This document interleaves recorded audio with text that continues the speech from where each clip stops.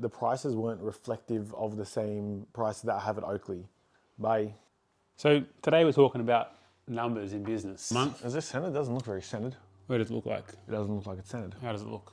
Not centered. Like it's more on your side? Yeah. So Hey, what's up? What's How are up? you? I'm good, Good? mate. I'm good.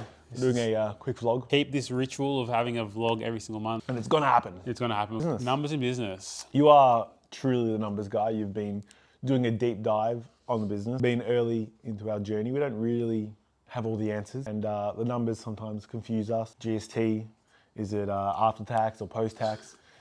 Is super included in the revenue numbers? What's revenue, what's gross? We basically were looking at the numbers from the last few months and going from shop 1 to shop 2. Obviously, we are needing to put out a lot of extra money in building this second shop. Obviously, the rebranding, which is almost ready, paying for all the signage. There's additional Staff staff costs. we've got to pay for now because we're now out of shop 1. Also more training involved in shop 2, building another business. Yeah, and so we looked at the numbers in March, and I think we paid around 65% of our revenue in wages. Yeah, aggressive. And so we were in a nice big red hole for the month of March. Double digits red percentage. Which like, it's kind of worrying, like all this money coming out everywhere, you're kind of wondering like you're chasing your tail. But that is actually just part of business. And looking at this month, we had a much better month from a profit point of view. Still super low because obviously just going from 1 shop to 2, there's a whole lot of things involved. It is a learning experience around like how to manage our finances. So we've been deep diving. We've been now starting to break down week by week, what's our revenue, our cost of goods, our wages, what do the percentages look like? And be a bit more stringent on them as well to make sure that the business is surviving through this period. I feel like a lot of people will just skip over it and not worry about it and be like, oh no, it's fine, it'll turn around. The business will pick up, something miracle will happen. You really got to stay on top of these things and not let them blow out. As much as we're trying to focus on getting new customers in, making sure the product's right, the numbers of the business is really important. Yeah. Oakley didn't just go from what it was to what it is now over a 2-month period. It has really taken like 12 to 18 months to really get it to where it is right now. Very consistent, very stable. And so just that reminder and that kind of constant. I often forget that it took so long because I'm thinking, why the hell isn't my shop doing 400 orders a week? My second shop.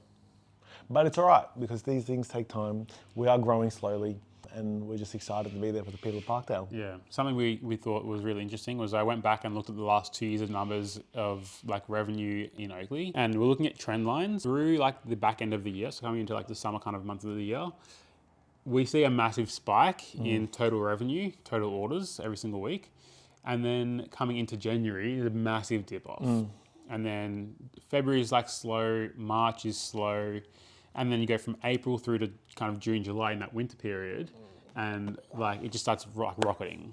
And so we're currently at that kind of bubbling place right now where like it's about to start like getting busy. Last week was a huge week for us. And so we are, once again, just kind of like going back to the process of like a reminder of good things take time. I really like that we have you in the business. I think you are definitely more of taking control of the numbers side of things. The numbers fucking scare me. The trend lines is like Mack's life. Like Mack's life.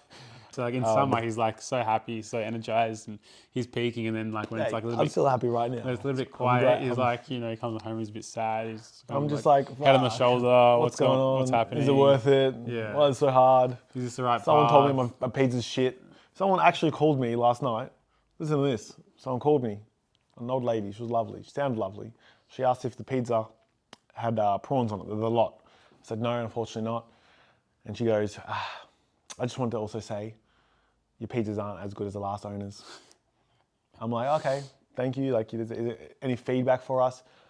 She's like, nah, they just weren't as good. I'm like, okay, thank you. I messaged Hady and I'm like, hey, this is what happened, but it's okay because we're not gonna please everyone. It just goes to show, you can't please everyone. I had like 40 people in the shop last night come and order a pizza and they were so happy. A guy ate a Jim Bros in front of me and he was so happy, he loved it. What's his sauce? The base is really thin, it's nice, but you just can't please everyone. And that's okay. If you don't have anything nice to say, you just don't say it at all. Yeah. And that's fine as well. Yeah, I feel like people, this has been something on my mind recently, is like people are so quick to like throw up a Google review or like like publicly shame, right? Because they didn't like something or something They had a bad bad happened. experience. But like, whatever happened to like just literally picking up a phone and saying, "Hey guys, just got a pizza from you guys. Like, This is what happened. this is what happened. It wasn't to my liking, or whatever it might be." And then like, we would definitely go to the extent of trying to make it work, trying to remake a pizza for you, or if we can't please you, like we'll give you a refund. Like come back, get your money back, and you can go and take your money, get pizza from somewhere else. So you really just got to focus on your product, not worry about what the other person is doing. Focus on what you do best and what you love to do.